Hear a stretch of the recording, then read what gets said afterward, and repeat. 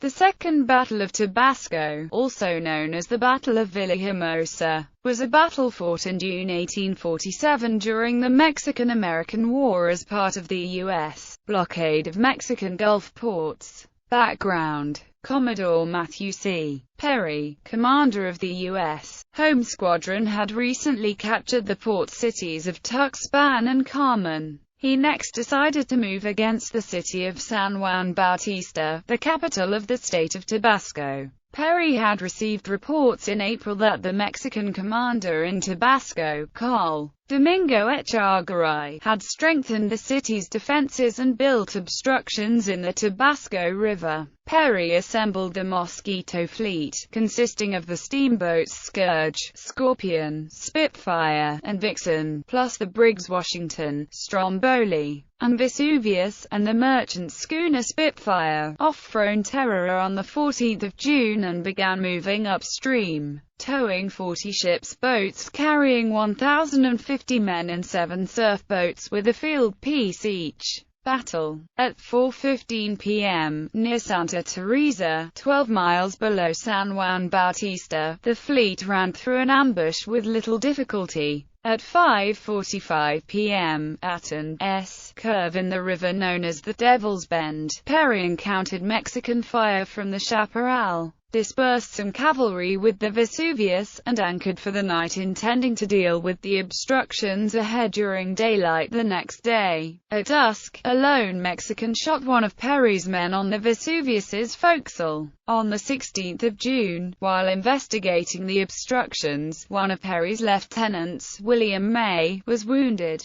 and Perry decided to lead ashore 1,173 men and 10 pieces of artillery. They quickly took Acachapan, when Col. Claro Hidalgo's 600 men fled, abandoning their uneaten breakfasts. In the meantime, Lieutenant David D. Porter, on board the Spitfire, managed to remove the piles obstructing the river and move the steamers past by 10 a.m. At one point, just as Perry was approaching the Mexican defenses, Porter opened fire on them, mistaking the Americans for the Mexicans. The mistake was quickly remedied, and Porter kept on moving upriver, soon reaching Fort Iturbide guarding the city from the riverbank. 2 ships, Scorpion and Spitfire, ran past the fort and began shelling it from the rear. Porter led 68 men ashore, seized the fort, and raised the American flag. The steamers continued on to capture the town, raising the U.S. flag over the governor's house by 11:50 a.m. Perry and the landing force arrived at 3:30 p.m. Aftermath. The last Mexican port on the Gulf Coast had been captured.